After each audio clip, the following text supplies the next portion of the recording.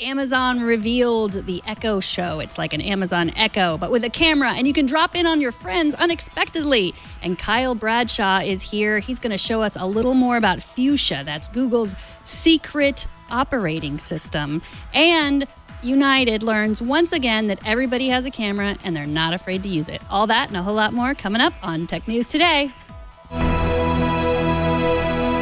This is Twit.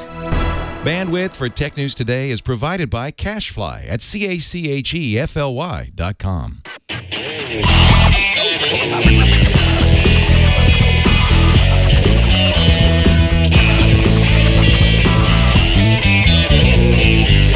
This is Tech News Today, episode 1764, recorded Tuesday, May 9th, 2017. This episode of Tech News Today is brought to you by Grasshopper. Stay connected and run your business from your mobile phone with Grasshopper. To save $50 on your order, visit trygrasshopper.com/twit. Hello and welcome to Tech News Today. This is the show where we tell you what you need to know about technology today. I'm Megan Maroney. I'm Jason Howell. The rumors were true.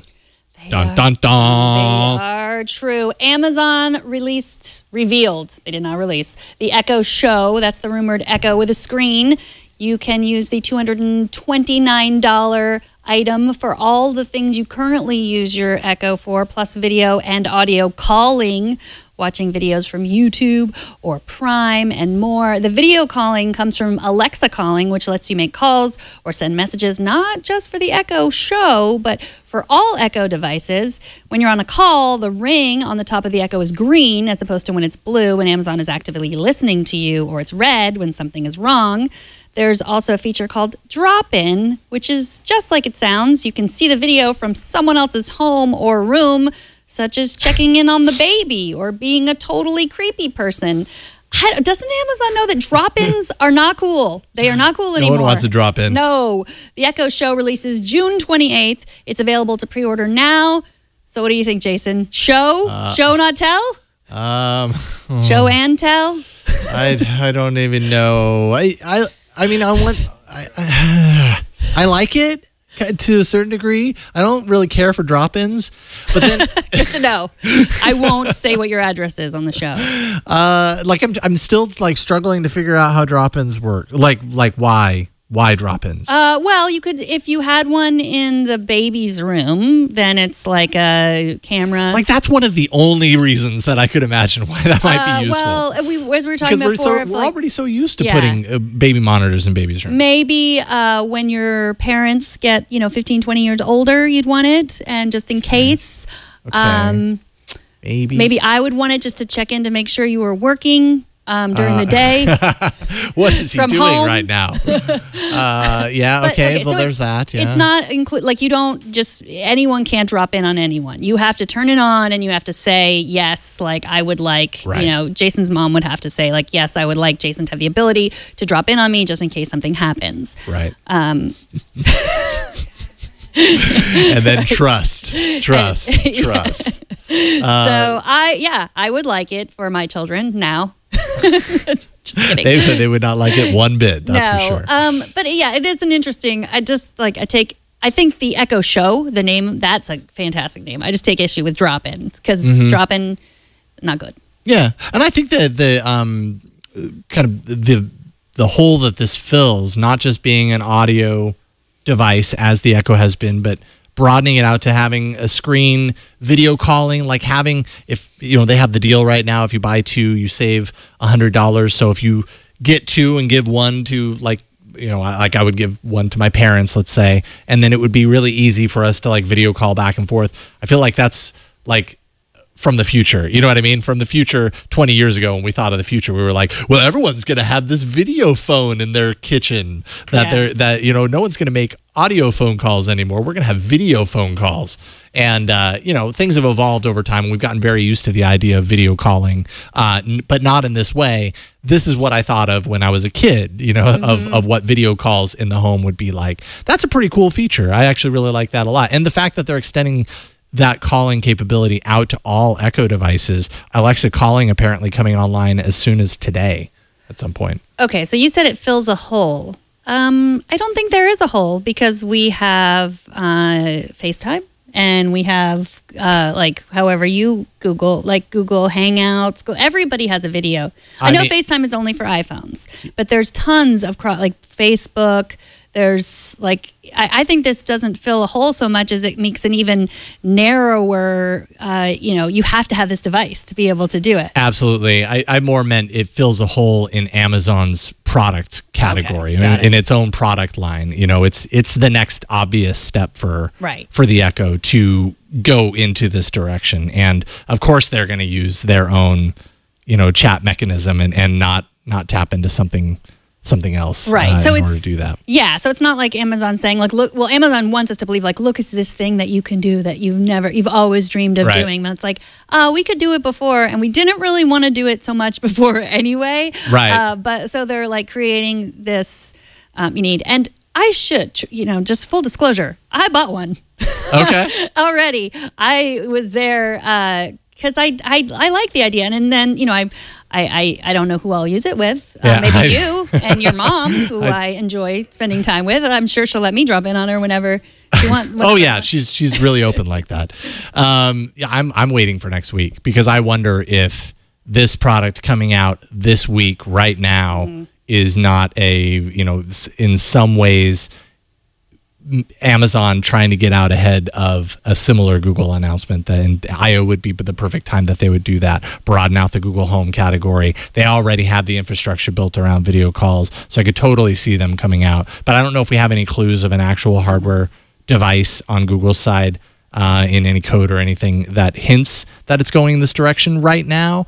But the timing is very suspect to me that it would come out just a week before I/O. Right, and then there's WWDC for the Apple that's coming up, and Apple's rumored to have something like that. So this might be an idea when they would talk to developers about it. Right. And in terms of skills, all of the current skills that are on the Amazon Echo are on the Echo Show. So, but I'm sure they're you can only begin to imagine what kind of skills people could create now that they have a camera. Yeah, I mean, we all have we have phones. We've had the capability of doing video calls in a kind of passive sense for a really long time, but I would venture to say, like, I hardly ever use video calls unless it's like, unless I'm setting aside a time, like, hey, Mom, Dad, let's talk and let's do it with video so we can all see each other. Like, it's not the future of I don't do audio calls anymore. I do all video calls. But I wonder if in the way that a dedicated device in your kitchen becomes the go-to place for you to ask the weather and ask for recipes, and the ways that we use Echo and Google Home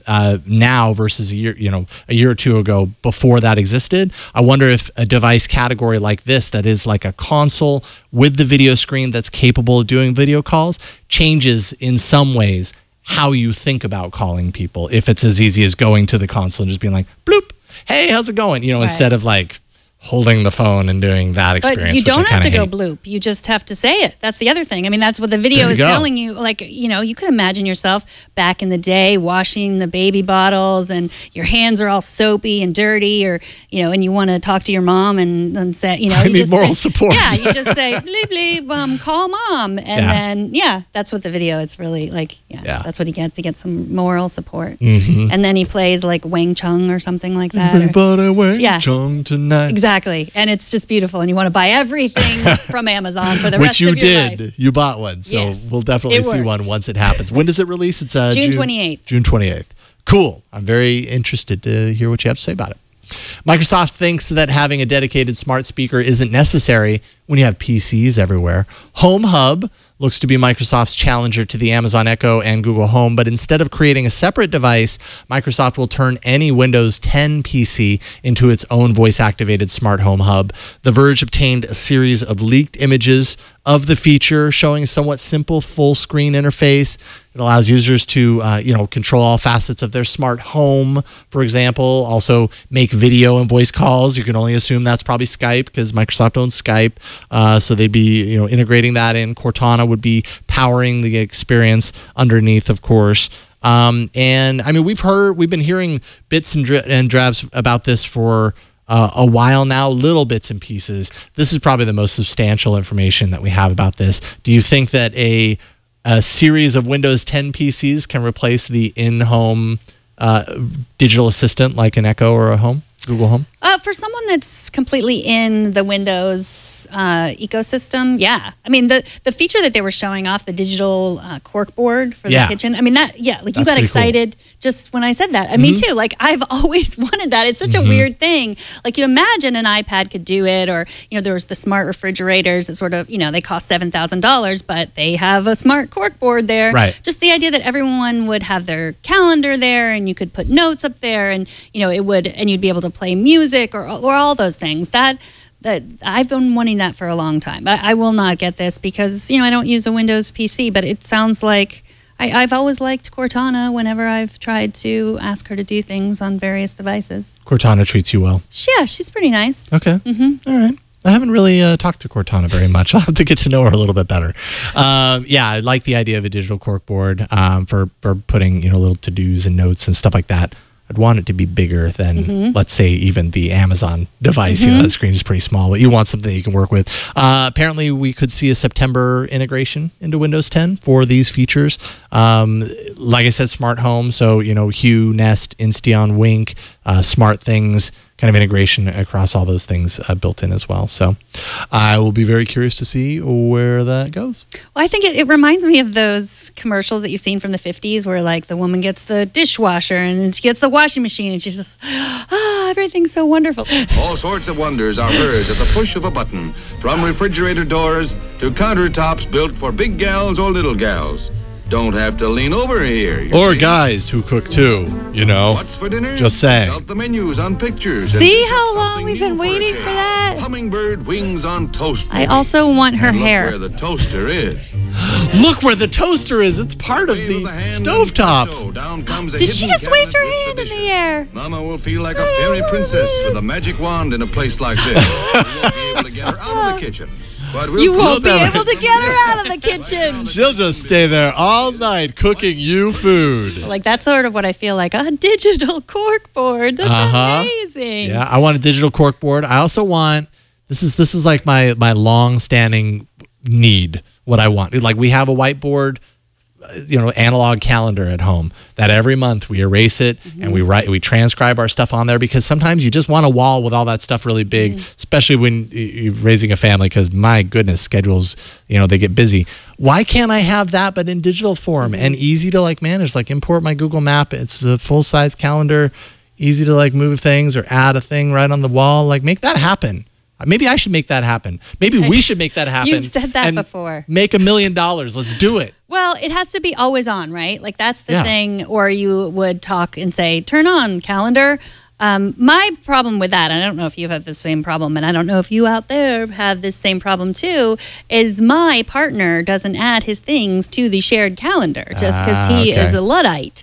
And so if you have a partner that's just like, oh, no, I want to put it on paper. I mean, I have a paper calendar too. So, but just you have to have, everybody's got to be on the same digital page. Yes, exactly. Snapchat released a few new features ahead of its parent company Snap's first quarterly earnings report this week. The prominence of the feature that puts Snapchat on the map, disappearing images and videos, appears to be disappearing itself. According to The Verge, you will now have unlimited time to view other people's snaps. You can also draw with emoji and erase objects from your snaps. I know my 14-year-old daughter will love that magic eraser for all the times I photobomb her snaps. Right now, she just scribbles all over my face to get rid of me. I'm not making that up. I wish I were making that up. I believe it. I believe that happens. I want to see it. But I kind of enjoy envisioning what it actually looks like without actually having it. So the unlimited time to view snaps, that's an option, right? Like it's not just all snaps going forward. You have no limits. So you can set that as you go. You set the time, yeah. Oh, okay. That's cool. Yeah, I mean, this is a pretty big feature update. I love looping videos. Like, I'm a big fan of Boomerang for when I want to take a picture. Like, I do this all the time when I get a new phone or whatever that I'm going to review. Instead of just taking a picture of the phone in my hand, I do a quick Boomerang of the looping thing. It just adds a little bit of life to it. It's kind of better than just a still image in some cases. So I really like that. But you're the Snapchat user, definitely more than I am a Snapchat user. Snapchat's kind of difficult to pick up and understand the UI. Did they make these features easy to find and easy to use? You know what? I have not used them yet. But you will. I will. Sure. Yeah, I haven't explored it, to be honest. I'm sure they're probably the same. I mean, I know that they said that they like tucked it into the side, but I don't know. Anytime I've used Snapchat, I feel like things are tucked away into places and you have to really know to jump there. So I don't know if at some point Snapchat ends up, I don't know, revitalizing their UI to make it a little bit more obvious as they become a public company and as they try and increase their user base, adding new features but making them difficult to find. Maybe they change that at some point. Well, I think also what they sort of pride themselves on is that, you know, people who dig around and find them and then show them to other people, and that's part of, you know, you use it and then, you know, becomes viral through Snapchat because you're like, look, I can cut out my face and make it into a sticker and stick it all over another picture, and people are like, oh, that's cool, I want to do that. Right. So just I think the act of figuring it out and using it shows other people that it's capable of something else, and then they have an Easter egg to look for. Right. And nothing is that difficult to figure out. I mean, it's just like, it's when you think about the time versus like, how important is it to me to, exactly. Oh, perfect. Thank you, wow. Brian. Brian shares a lot of qualities with my daughter, my 14-year-old daughter. Always crossing your face out. Yeah. Why does he do that, Brian? But really, like, the magic eraser is intended to make it more like Photoshop. Yeah. And, you know, a lot of people said like, oh, Boomerang, you know, it's a copying Boomerang. But it's really, Boomerang was kind of just a shorter Vine, right? Like that, you know, the Vine sort of invented the looping. Yeah, well, I mean, Boomerang, the cool thing about Boomerang that I like, and I don't know if it loops this way as well, is it's forward to back. So it's quick. It's like, I think it's a second. The video is actually a second, but when you watch it, it basically goes forward, backward. So it loops forward, then loops in reverse. It's like kind of unique. Boomerang. Exactly. Wait a minute. That makes a lot of sense. Yeah, cool stuff, though. A company called Current is aiming to revolutionize how parents handle their children's allowance by offering a Visa debit card for teens to use out in the real world. Current offers a mobile app for facilitating what chores the kids are responsible for and thereby how much allowance is earned when the kid completes that task, just as an example. When money is earned, it's placed in the kid's bank account that's tied to the debit card. That can be any bank account. It's not like their own. You can link this to any bank account that the kid might have. Subscription fee, of course, costs between $2 to $5 per month. $2, I think, if you buy in 2 years worth at once, it comes out to about $2 a month. $5 if you're going on month-to-month payment plan. So, moving allowance into the digital age and moving away from cash. Because, I mean, the reality is, like, I hardly ever have cash on me. Out in the real world, I'm using my card all the time. My kids see that, but they don't have experience with that. Now, mind you, my kids are 7 and 4. They probably aren't going to be getting anything like this anytime soon. But I feel like any way to, like, educate children on the financial realities of this world.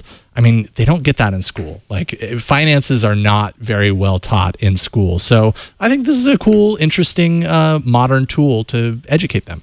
I still remember learning how to write a check in school. Really? Yeah. God, yeah. I don't remember that at all. I was taught that. I don't know. You put your name right there. Right. Hey, I did it. I wrote a check. I remember. It was high school, I think. But yeah. So I use an app called Penny Owl with my kids. And it doesn't deal with real money. So it doesn't take away the need for me to still like have cash around when they want to go to the movies or whatever. But I really like it. My kids have this app installed on their devices, and when they say like, can I have $20 to go to see a movie, I say yes, and then they request it. They usually ask me in person, and then I tell them to request it through the app. I say, talk to the app, kids, and then talk to the app. I approve Hold up the phone, and it comes out of their account. I mean, the real reason we started doing this is because if you're a parent and you are giving allowance, you will know that it's really hard to remember to give it to kids. And then you forget, and then you have the argument with kids where they're like, oh, I haven't gotten it for 3 weeks, and then you think, oh, really? Are you sure? It's like one more thing to remember. So this automatically deposits money into their account, but it's not real money. It's just like they have saved this much money, and then when they want it, then they have to ask me, and then I have to give them the money. So this It's a way of tracking it. Yes. So, and then you can write down what you spent it on too.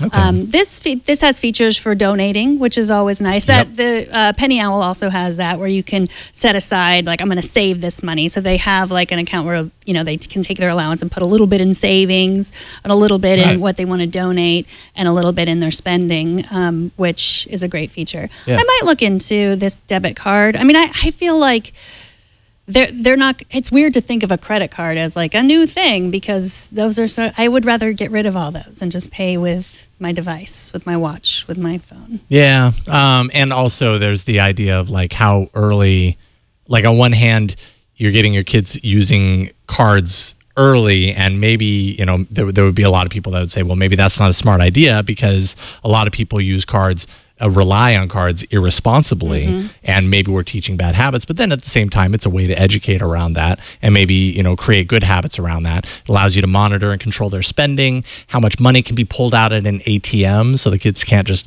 drain the account. You can set limits for that, block certain business categories like casinos or bars.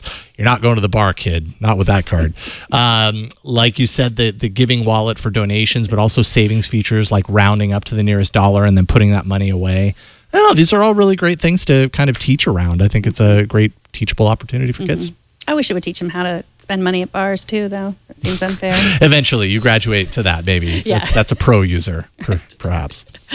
According to a new report published this week by the Information Technology and Innovation Foundation, it is more dangerous for us to fear the robots than to welcome them as our overlords. The report shows that while technology has always eliminated more jobs than it creates, it is actually eliminating jobs at a slower rate than at any time since 1850. Wow. Axios spoke to Robert Atkinson, co-author of the report, who was surprised by the findings that societal wealth created by automation has the ability to create more jobs. Yes, different jobs, as we've said so many times on this show, but also more of the jobs that we've always had, like teachers and firefighters and police officers. Atkinson also spoke to many artificial intelligence experts who said, they all said that we will never be able to create robots or any machines that are anywhere near as capable as humans in some areas, like hosting podcasts.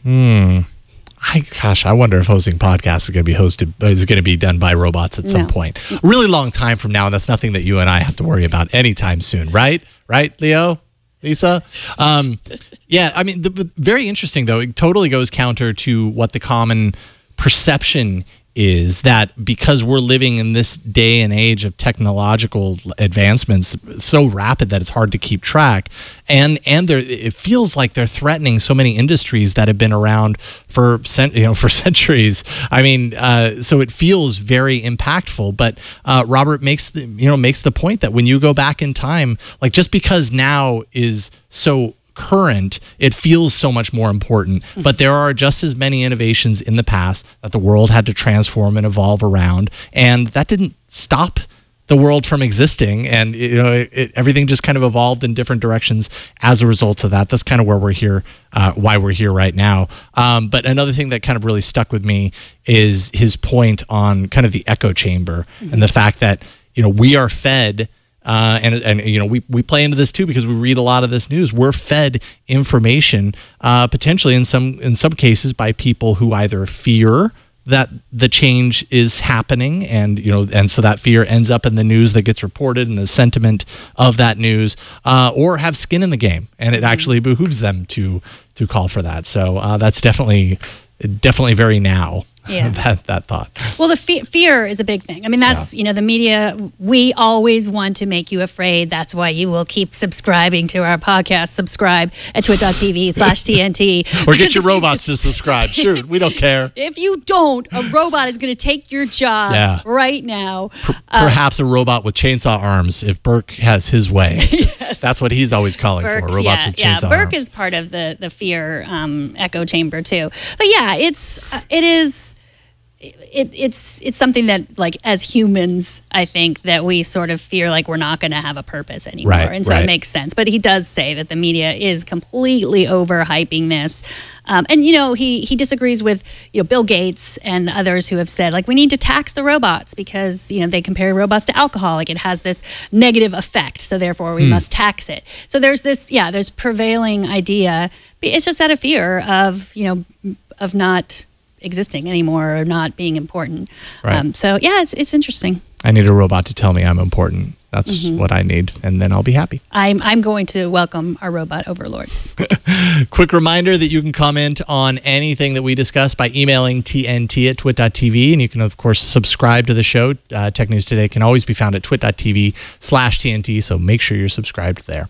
Up next, we'll take a look at Google OS that could someday possibly replace Android. I don't know. We're kind of trying to figure it out. But first, let's take a minute to thank Grasshopper. They're the sponsor of this episode. Grasshopper is a virtual phone system that's designed for entrepreneurs. Grasshopper works just like a traditional phone system, but it requires no extra hardware purchase. You've already got it. With their iOS and Android app, callers can reach you wherever you are on that mobile phone that you already have hidden away in your pocket. Grasshopper allows you to keep your existing number so you can maintain your brand. You can just move it over. When you make a call, your client will see your Grasshopper caller ID instead of your personal phone number. So you can kind of manage both numbers on the same device. Super flexible that way. Simply select a toll-free or local number, record a custom greeting, add multiple extensions for your business. Toll-free numbers, as you know, awesome for marketing. They make your business sound even more professional just by having it. You can set up department and employee extensions with custom call forwarding to any phone in the world. So you can make any phone your office, essentially. Get voicemails emailed to you as audio attachments. You can also send and receive SMS text messages from your business number. Join the over 250,000 Grasshopper customers today. Plans start at just $12 per month. And you have a full 30-day money-back guarantee to check it out. So turn your smartphone into a business line with Grasshopper. To save $50 on your order, go to trygrasshopper.com/twit. That's trygrasshopper.com/twit and check it out for yourself. And we thank Grasshopper for their support. So last August, a new branch of open source code with Google's name on it appeared seemingly out of thin air. But when compiled, back then anyways, it created a command line. Here we are 9 months later. Someone finally decided to check back in on that mystery to see how far it's come. And what he found was the beginnings of an entirely new operating system. Very interesting stuff. Joining us is Kyle Bradshaw from hotfix.net to talk about Google's Fuchsia OS. Welcome, Kyle. Hey, how's it going? It's going great. It's great to talk with you. This kind of blew up yesterday, so I imagine you've been having a lot of fun watching the ripples that it's been sending around in the geekosphere. Fuchsia is really shrouded in mystery, except for the obvious fact that it's being developed in the open. Explain a little bit about what you understand Fuchsia to be based on your time with it. So from what I can tell, they're trying to get away from Linux. That's the really big thing for them. They're trying to get away from that so they can have open licenses, but also to be able to do things that Android wasn't able to do. Like the interface, it's hard to tell from what they've given us, but reading through the documentation, they're wanting apps to be able to interact together or just have one synchronized experience. Or on the main page, even you'll see that there'll be apps that'll talk to each other and make one unit that shows up on your home screen. Oh, interesting. Yeah, now you mentioned moving away from Linux as being one of the reasons for this. Android has been kind of constantly embroiled in these entanglements with Linux and some licensing around that. And so it actually would make a lot of sense for Google to try and move Android away from Linux and into something entirely new. Of course, that's, as you see here, if this would be the next step, that would be from the ground up rebuild of what we know of as Google's mobile operating system. But you were able to run this on Android. How were you able to pull that off? So all of the apps that they have available right now are built on the Flutter framework. You can find that flutter.io. It's an app development framework from Google that uses their Dart programming language to make apps for iOS and Android. And of course, they don't talk about it on their website, but you can see it from the Fuchsia documents that Flutter is also used for Fuchsia. So I was able to take one of the apps, and I lucked out. That's the only one that has seemed to work so far. Build it for Android and make it come up right on my phone. It was incredible. Well, you say it's not so much shrouded in mystery as it's shrouded in laziness, because anyone who could really just take the time. So how many man hours do you estimate you've put into this so far? Honestly, it's not so much man hours. It took me 2 tries, a couple weeks apart, because they simplified things a little bit. But once I got the hang of the Flutter framework, it just took finding the right piece and collecting it all together.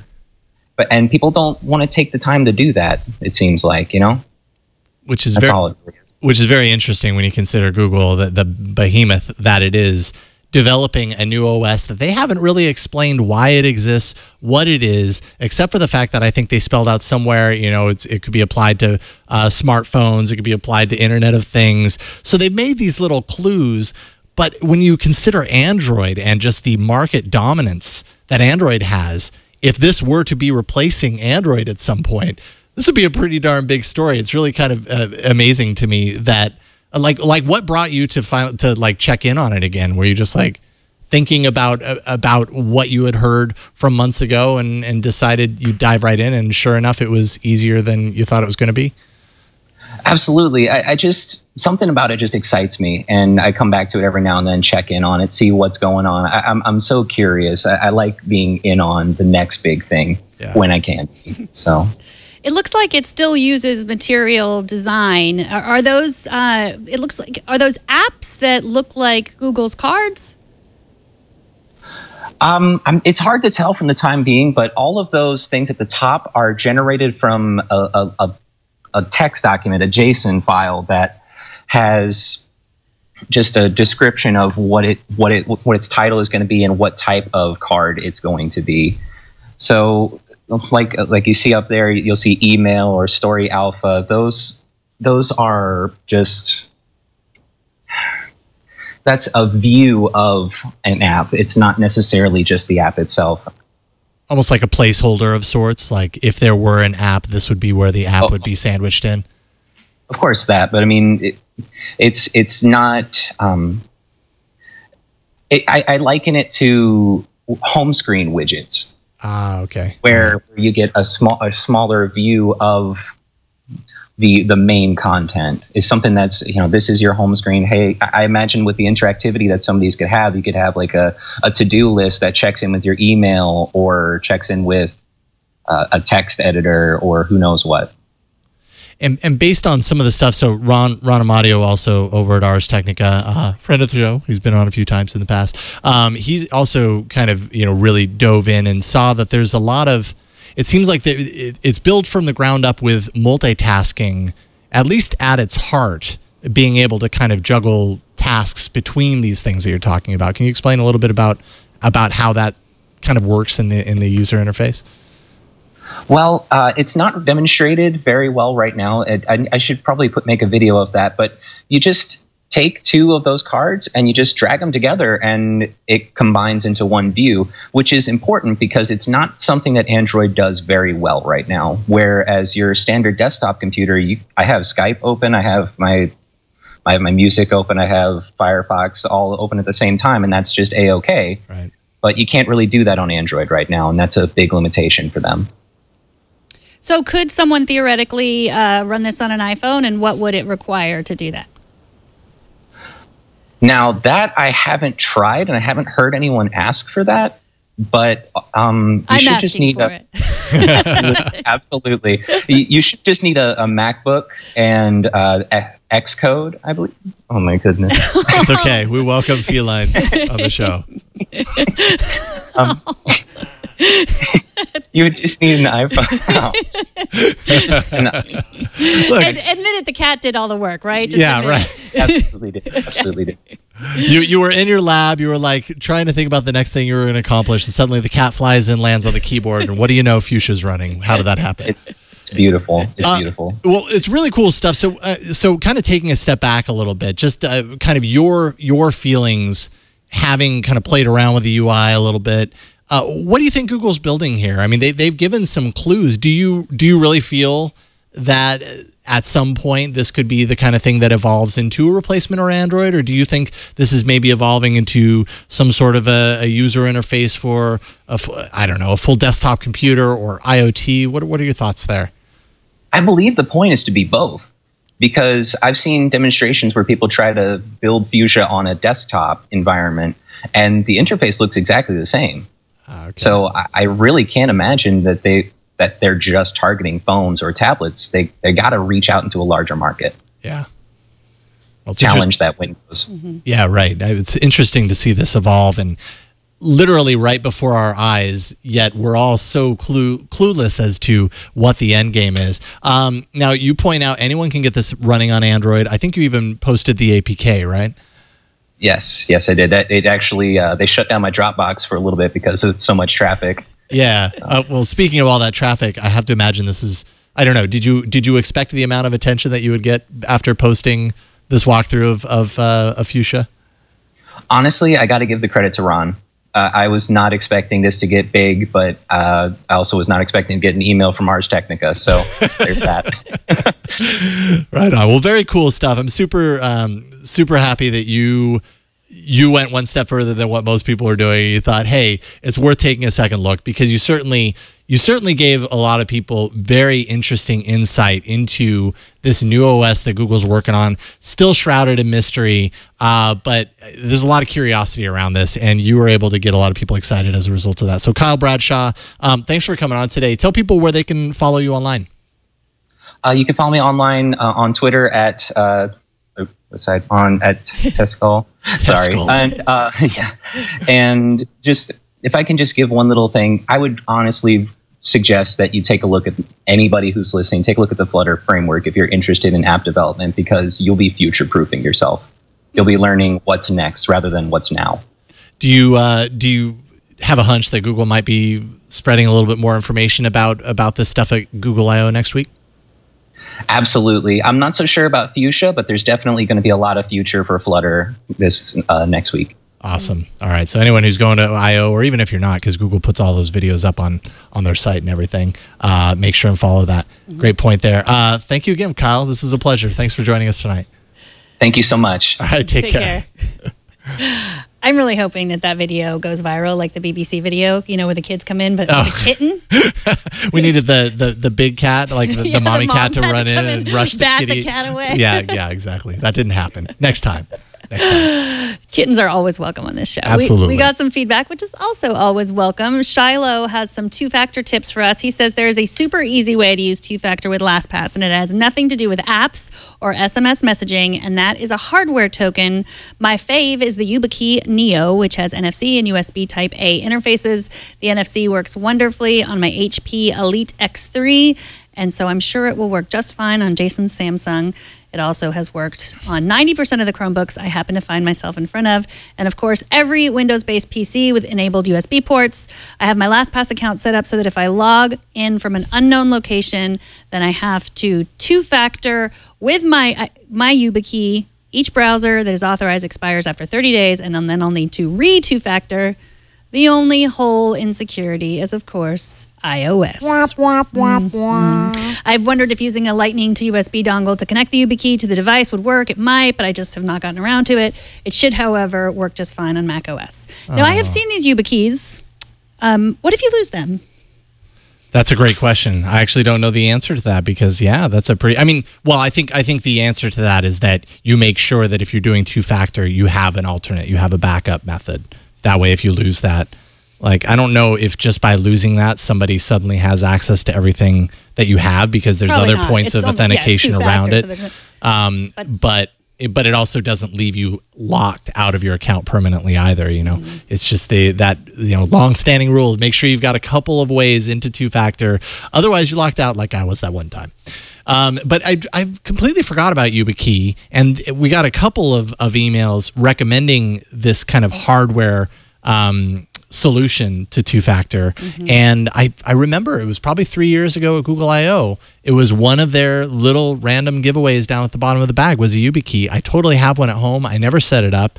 I should probably do that. I want to actually play around with that and check it out, because that's a great idea, right? Like it remove some of the complexity around using TwoFactor by just simply having the hardware attached to a keyring, plug it in, and boom, you move on. Yeah, I mean, that I can get into my my laptop with my watch, which I am able to strap to my wrist so that it doesn't come off. Otherwise, something like that, I'd lose faster than a dongle.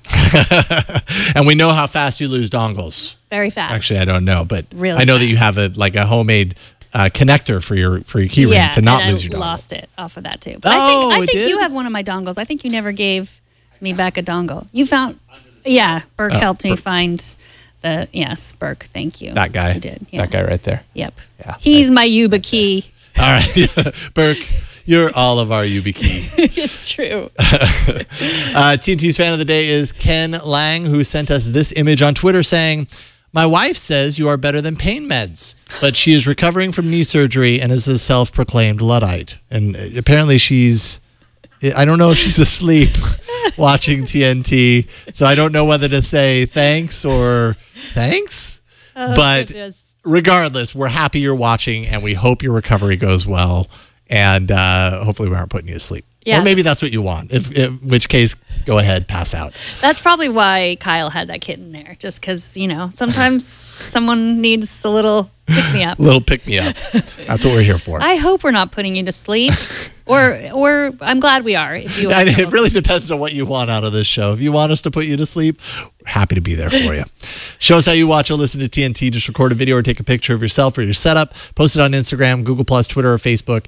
Use the hashtag HowIWatchTNT, and we'll find it. Apparently, people who work for airlines just can't seem to understand that they ought to be on their best behavior because everyone has a camera and they are not afraid to use it. But what if flight attendants could take away our ability to film them as quickly as they've taken away our peanuts and our legroom and our dignity? They can on a plane, but not in public spaces like the airport, where this video was taken. Let's take a watch.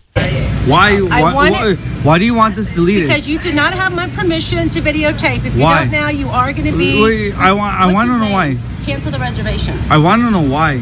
Because you did not have my permission. So the stemmed from oversized luggage, right? And he had to pay an extra fee on it. But I guess on the way there, the extra fee was like $150. On the way back, they were trying to charge him $400 for it, and he denied that, and I don't know, apparently things got out of hand or whatever. Well, there's so many issues here. Like, I think that at this point we should, I mean, really anyone that works with an airline should really just fake it as much as they can, be as kind as possible, and because you know that everyone has a camera. I don't think we need to watch any more of this. Okay, thanks. But I think that it's also, you can sort of see how people don't like to be videotaped, you know, and it's a common thing. And, you know, we have to accept that it is legal to videotape someone in a public space. But that's, I think, you know, giving this woman the benefit of the doubt that that's really what she was just saying. Like, not, I work for the airlines, I can tell you what to do. I can canceling your reservation was where she went, you know, wrong. And of course, then United had to apologize again. Right. But it is like, you're trapped in this box and everyone's on their worst behavior, and it's just interesting now that so many people are videotaping it. But I wonder if people are going to start acting like jerks so that the flight attendants, you know, get frustrated, and then in order to get like a viral video. Yeah, I wouldn't be surprised if that's at least a thread of what could possibly happen at some point. Don't know if that's the case here, but yeah, I mean, even when the police ended up coming over, you know, he ended up telling them that they were telling me to turn off the flight. They were going to cancel my flight, and the police basically said, like, well, they can't tell you that. This is a public space. I suppose it would be different if you were inside of a business. Is the law different when you're inside of a business versus... If you're not in a public place where anyone could see you, I guess. So, yeah, I mean, this is the reality that we live in, especially now, and especially in airlines where it's so, the media especially is hyper focused, and social media is hyper focused on how airlines are treating their customers. So anything is going to spiral out of control. But it just shows the power of that phone we have in our pocket, right? And how it's more and more it's being used as a tool, not just to call people and not just to post meaningless things on social media, but to influence change, be it good or bad, and be a threat in some ways, just by having a camera, because that footage can go a long way to creating a story out of something that may or may not have been there in the first place. Right. And there is no expectation of privacy in a public place. But it really has changed. When I worked for Tech TV in 2000, when we would go somewhere and record something, like we'd walk around and make sure to get everyone's signature. And now we don't do that. Like, people just don't do that anymore. It's just sort of assumed that you can be recorded at any time, and you probably will be recorded. Because there was a long time where it just wasn't feasible that everyone would have a camera that everyone else could see the results of instantaneously in their pocket. But now we do. We all do. It's a crazy, crazy world that we live in. More and more, it just reminds me of Black Mirror. So there we go. It's been a while since we talked about Black Mirror, but there you go. TNT records live every Monday through Friday, 4 p.m. Pacific, 7 p.m. Eastern, 2300 UTC at twit.tv/live. Be part of the show, of course, by emailing us, tnt@twit.tv. Leave us a short voicemail at 260-TNT-SHOW, and find us on Twitter at TechNewsTodayTV. You will also find us at our subreddit. That's technewstoday.reddit.com. You can subscribe to our show at twit.tv/TNT. And remember what I said before, you better subscribe. Yeah, you better. Or else. And if you want to tweet at me, you better tweet at me, or else. I'm at Megan Maroney. And I'm at Jason Howell. And we're super scary. Yeah, I know. We're really not this threatening in real life, but we play it on TV.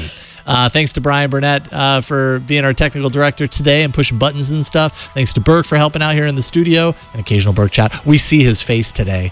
It's a different type of day. There we go. Thanks to Kevin for editing the show, and thanks to you for talking tech with us today. We'll see y'all tomorrow. Bye, everybody.